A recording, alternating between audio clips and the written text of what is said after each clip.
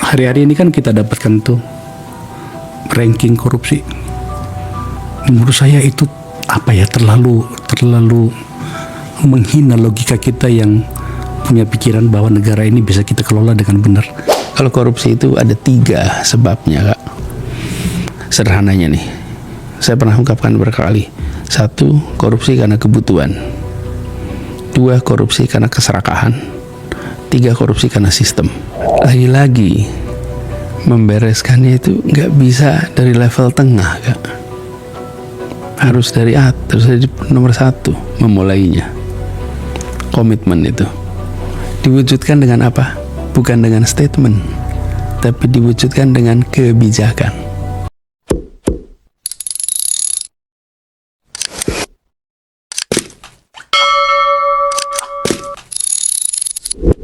Kemarin kan kakak Anies sempat mengeluarkan pernyataan di Jogja tuh, bagus tuh. Yang mana tuh? Jangan sampai menyesal. Oh,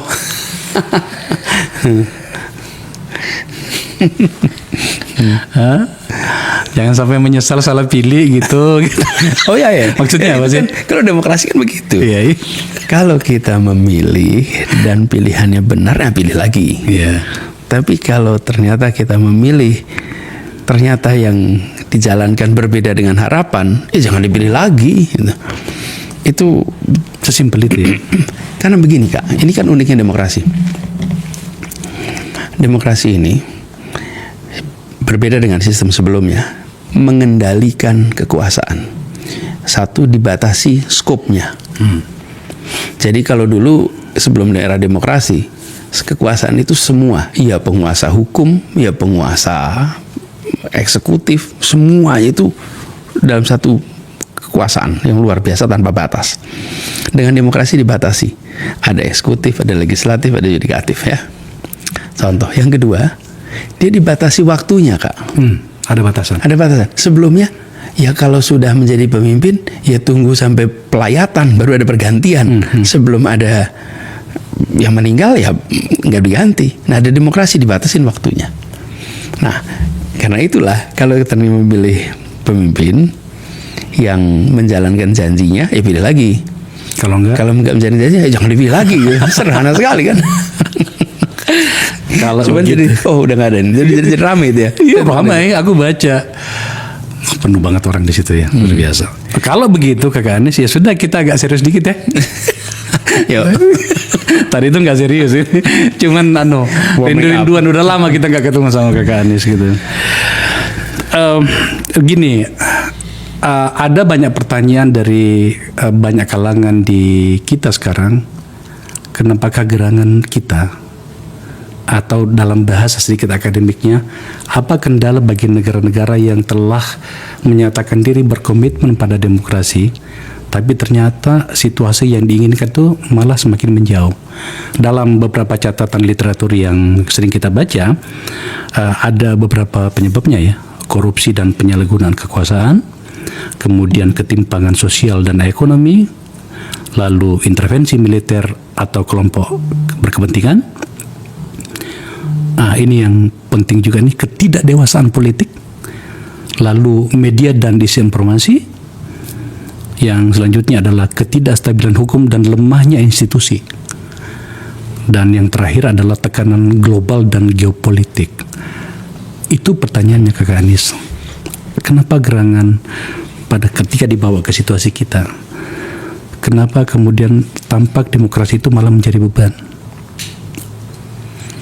Ya, sebenarnya kalau kita coba terjemahkan ya, demokrasi atau politik itu ada minimal 3 unsur. 1, politik sebagai cara mengelola sumber daya, kepentingan. Itu secara damai.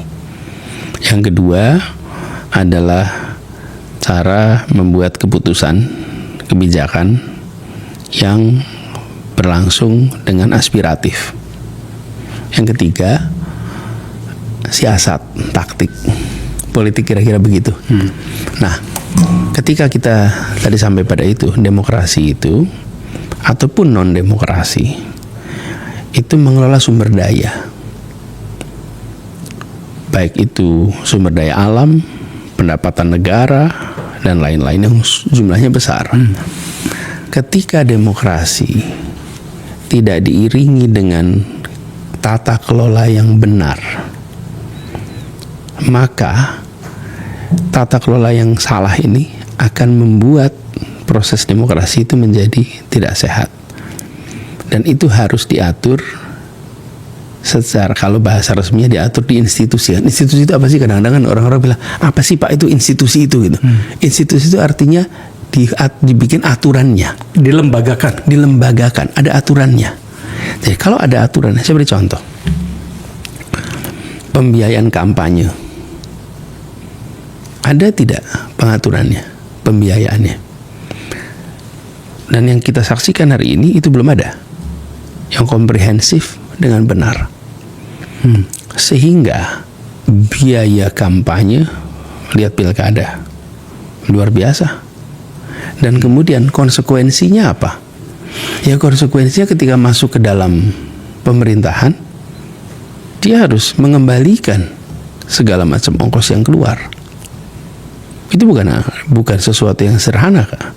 Nah, ini kalau tidak dikelola dengan benar berujung kepada potensi korupsi. Itu satu. Yang kedua, tanpa ada keseriusan untuk membereskan persoalan korupsi dari tingkat tertinggi, maka sulit sekali untuk proses demokrasi ini bisa menghadirkan kebijakan yang betul-betul untuk kepentingan rakyat. Kenapa sih? Ilustrasi aja.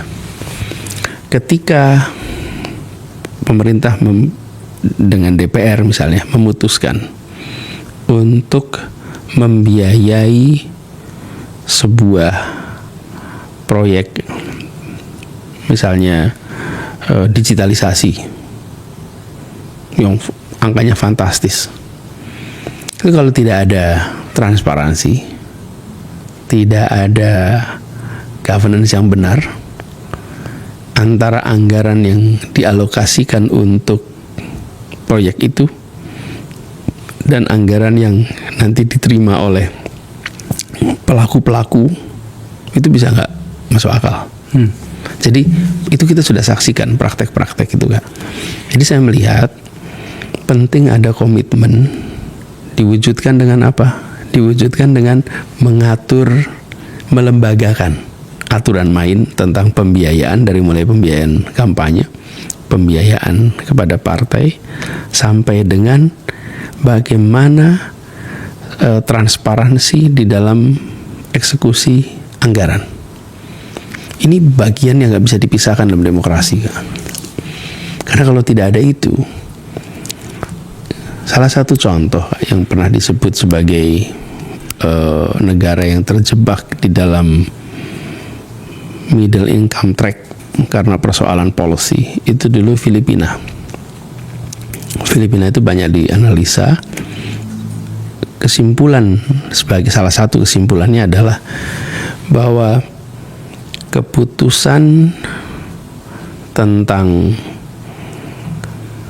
kebijakan lebih mencerminkan kepentingan-kepentingan pembuat keputusan, kepentingan-kepentingan politik dari stakeholder lingkar pengambil keputusan daripada kepentingan rakyat. Dan itu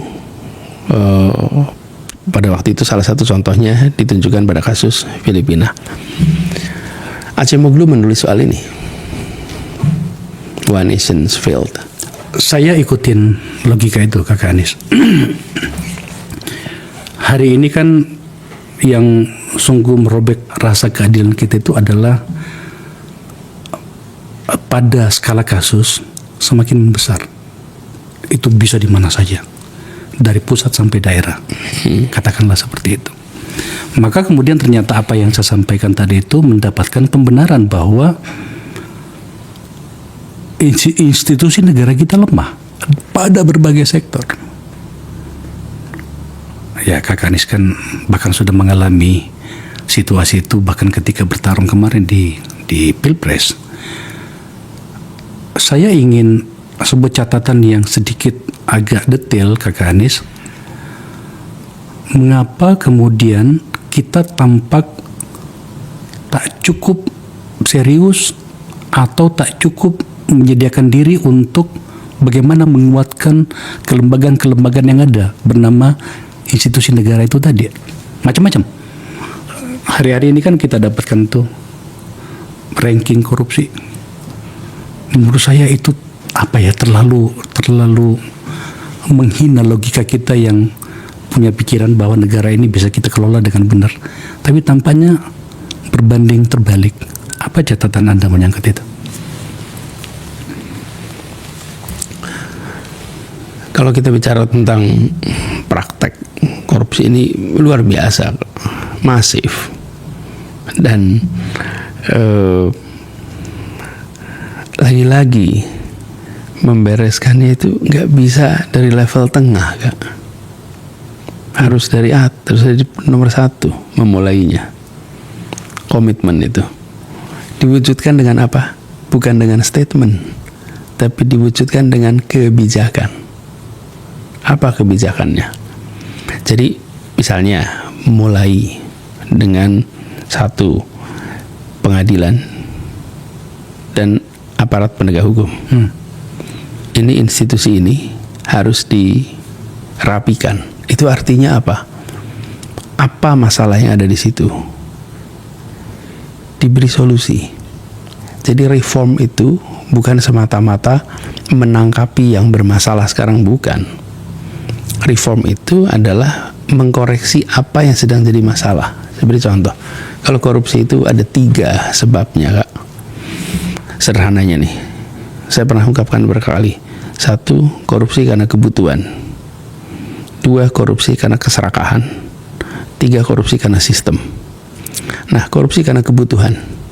Jadi kalau tadi bicara tentang institusi pengadilan, institusi aparat penegak hukum, sederhana saja. Gajinya cukup nggak 30 hari hidup?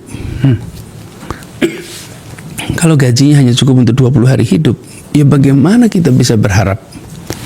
Ini adalah contoh kebutuhan, nggak? Nah, ini yang saya sebut sebagai solusi. Yang kedua, serakah. Nah, kalau serakah ini, Kak, ini isunya bukan kebutuhan. Bukan ada obatnya. Ini obatnya apa? Ada obatnya. Obatnya rasa takut. Rasa takut. Rasa takut itulah penghenti kepada keserakahan. Dalam hal ini hukum yang betul-betul bertanggung jawab. Ya, karena itulah kenapa memiskinkan itu penting. Oke. Memiskinkan. Nah, jadi Kak, kalau ada komitmen itu, Kak, lalu yang ketiga sistem ya. Nah, kalau itu ada 1, kemudian yang kedua, kita bicara tentang ini tadi anggaran dan lain-lain. Kita begitu besar perhatian pada korupsi di aspek pengeluaran. Yang tidak kalah penting sebenarnya adalah hilangnya pendapatan. Karena pendapatan ini seringkali nggak kelihatan. Kalau yang pengeluaran jelas ada anggarannya. Misalnya anggarannya 100 juta. Yang tereksekusi 80-20 hilang. Tapi kalau yang pendapatan, nah ini reform yang dibutuhkan di situ agak serius. Lalu tata kelola, dan kita ini tidak sendirian, Kak, kalau begini nih. Sudah banyak yang mengerjakan, banyak civil society yang memiliki contoh-contoh praktek terbaik. Dan negara libatkan civil society dalam melakukan reformasi birokrasi. Reformasi ini terkait dengan pemberantasan korupsi. Karena adanya civil society di dalam partnership untuk reformasi itu akan membantu menjaga agar reformasi itu on the right track. Seharusnya seperti itu. Ya. Maka itu ini tidak bisa dikerjakan di tengah. Ini harus dikerjakan dari puncak. Kenapa? Karena multiple sektor. Multiple sektor. Tidak mungkin dikerjakan hanya dari 1 sektor, 2 sektor saja. Ketika menyangkut kepada aspek law and order, ini nggak bisa sektoral saja. Dan yang membuat begitu banyak orang khawatir untuk invest ke Indonesia kan isunya ini Kak Faiz. Kalau ini lemah, ya sampai kapanpun orang nggak akan mau percaya pada kita. Pada kepercayaan itu. Ada kepercayaan itu. Dan paling sederhananya begini, selama kontrak-kontrak kerjasama ekonomi yang nilainya besar tidak mau ditandatangani di Jakarta atau di Indonesia, tapi maunya ditandatangani di Singapura, itu artinya pelaku-pelaku itu tidak percaya dengan sistem hukum kita dan mereka tidak yakin nanti kalau ada sengketa mereka akan bisa mendapatkan kepastian hukum, mendapatkan keadilan, mendapatkan kebenaran. Karena itu mereka nggak mau dikerjakan di sini. Nah, ini itu hanya sekedar satu contoh masalah. Tapi menurut hemat kami, mulainya harus dari puncak dengan langkah konkret. Statement baik, tapi statement harus diikuti dengan kebijakan-kebijakan.